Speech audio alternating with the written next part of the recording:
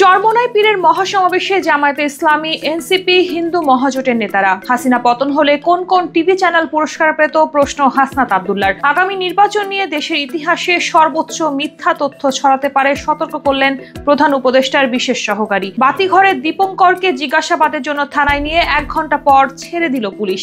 3000-এর বেশি কবর খোঁড়া মনু মিয়া আর নেই। ধেয়ে আসছে শক্তিশালী বৃষ্টিবলয় নির্ঝড়, সক্রিয় থাকবে যতদিন। বিমানবন্দরে নিরাপত্তার দুর্বলতা ও দুর্ব্যবহারের অভিযোগ, জুলকারনাইনের ভিডিও প্রকাশ। ডোনাল্ড ট্রাম্পের ক্ষমতা আরো বাড়িয়ে দিল যুক্তরাষ্ট্রের সুপ্রিম কোর্ট। টেস্ট অধিনায়কত্ব ছাড়লেন শান্ত।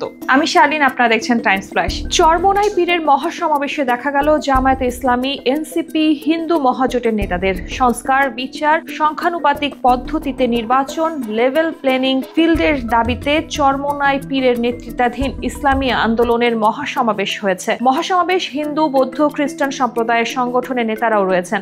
সংখ্যানুপাতিক নির্বাচনের বিরোধী হওয়ায় বিএনপিকে আমন্ত্রণ জানায়নি ইসলামী আন্দোলন।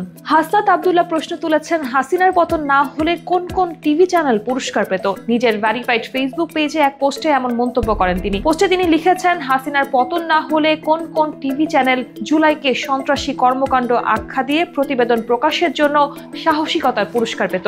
আগামী নির্বাচন নিয়ে দেশের ইতিহাসে সর্বোচ্চ মিথ্যা তথ্য ছড়াতে পারে শঙ্কা প্রকাশ করেছেন প্রধান উপদেষ্টার বিশেষ সহকারী ফয়েজ আহমদ তৈয়ব। অপতথ্য ছড়ানো নিয়ে পিআইবি আয়োজিত এক সেমিনারে অংশ নিয়ে এসব কথা বলেন তিনি। দল থেকে শুরু করে প্রার্থী পর্যায়েও এই মিথ্যা তথ্য ছড়ানো হতে পারে বলেও জানান তিনি। আলোচনায় ফয়েজ আহমেদ বলেন, বানোয়াট ও চাঞ্চল্যকর তথ্য মানুষ বেশি পছন্দ করে, তাই অনেক গণমাধ্যম আর্থিকভাবে লাভবান হবার জন্য ইচ্ছাকৃতভাবে বানোয়াট তথ্য ছড়ায়। তিনি বলেন, 5 আগস্টের পর সামাজিক যোগাযোগ মাধ্যমে আওয়ামী লীগের উপস্থিতি অনেকটাই বেড়েছে, যার বিপরীতে সামাজিক মাধ্যমে বিএনপির উপস্থিতি প্রায় অর্ধেক বলেও দাবি করেন তিনি। বই বিপণী কেন্দ্র ও প্রকাশনা সংস্থা বাতিঘরের কর্ণধার দীপঙ্কর দাশকে জুলাই গণ অভ্যুত্থানে শিক্ষার্থীদের ওপর হামলার একটি মামলায় জিজ্ঞাসাবাদের জন্য থানায় নিয়ে যাওয়ার 1 ঘন্টা পর ছেড়ে দিল পুলিশ। শনিবার বেলা 1টার দিকে তাকে চট্টগ্রাম নগরের বাতিঘরের জামাল খান শাখা থেকে নিয়ে যায় কোতোয়ালি থানার একদল পুলিশ। বাতিঘরের কর্মীরা জানান, বেলা 1:15টার দিকে কোতোয়ালি থানার পরিদর্শক রুবেল আফরাদ বাতিঘরে আসেন। এ সময় তিনি দীপঙ্কর দাশকে বলেন, পুলিশের কোতোয়ালি জোনের সহকারী কমিশনার চায়ের দাওয়াত দিয়েছেন। এরপর পুলিশের গাড়িতে করে দীপঙ্করকে থানায় নিয়ে যাওয়া হয়। পরে থানা থেকে ফিরে আসার পর বাতিঘরের কর্ণধার দীপঙ্কর দাশ বলেন, আমাকে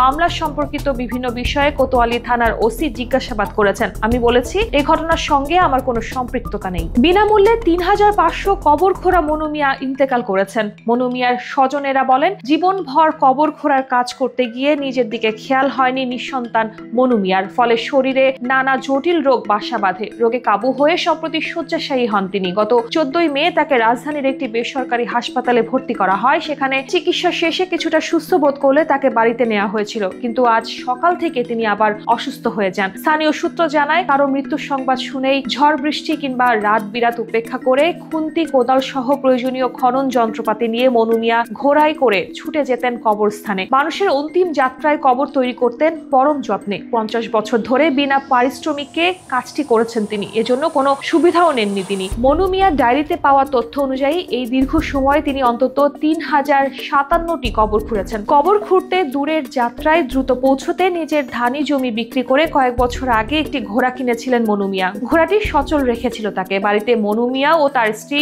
রহিমা বেগমের অনুপস্থিতিতে ঘোড়াটিকে মেরে ফেলে দুর্বৃত্তরা।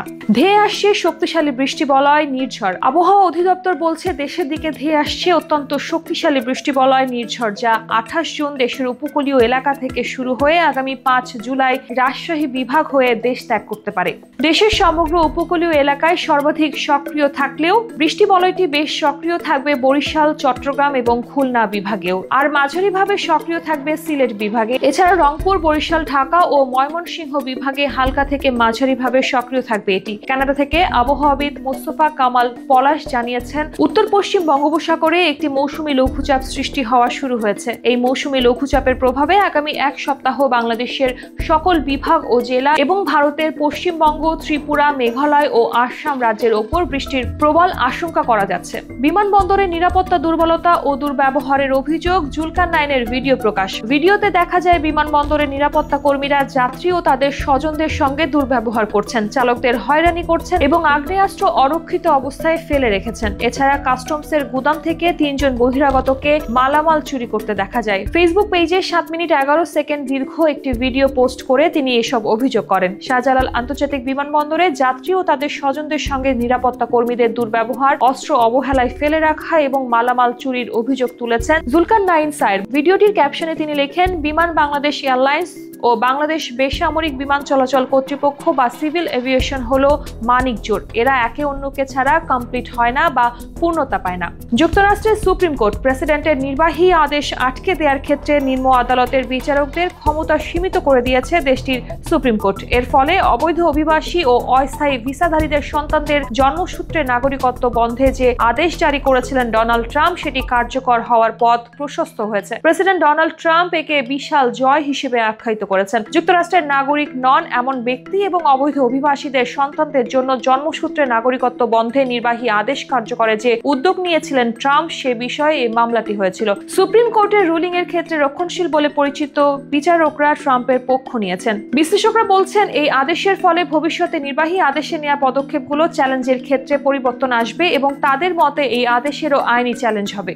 টেস্ট অধিনায়কত্ব ছাড়লেন শান্ত। কলম্বো টেস্ট শুরুর আগেই গুঞ্জন ছিল নেতৃত্ব ছাড়তে পারেন নাজমুল হোসেন শান্ত। শ্রীলঙ্কার বিপক্ষে দ্বিতীয় টেস্টে ইনিংস ব্যবধানে হারের পর সেই গুঞ্জন সত্য হলো। বাংলাদেশ দলের টেস্ট অধিনায়কের দায়িত্ব ছাড়লেন শান্ত। ম্যাচ শেষে সংবাদ সম্মেলনে ঘোষণা দেন তিনি। দলের ভালোর জন্য এমন সিদ্ধান্ত নিয়েছেন জানিয়ে শান্ত বলেন, আমি সবাইকে ক্লিয়ারলি মেসেজ দিতে চাই যে এটা কোনো পার্সোনাল ব্যক্তিগত কিছু না, দলের ভালোর জন্য এই সিদ্ধান্তটা নেওয়া। পাকিস্তানি অভিনেত্রী হানিয়া আমিরের বিরুদ্ধে বড় পদক্ষেপ। আর এই বিবাদে প্রবলভাবে জড়িয়ে পড়েছেন পাঞ্জাবি গায়ক অভিনেতা দিলজিৎ দোসাঞ্জ।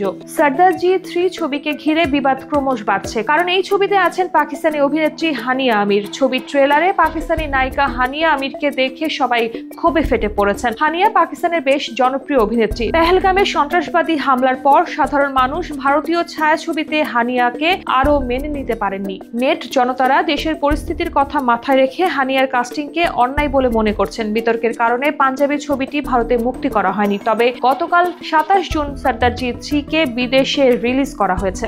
এরকম আরো তথ্য পেতে চোখ রাখুন বাংলাদেশটাইমস.com-এ।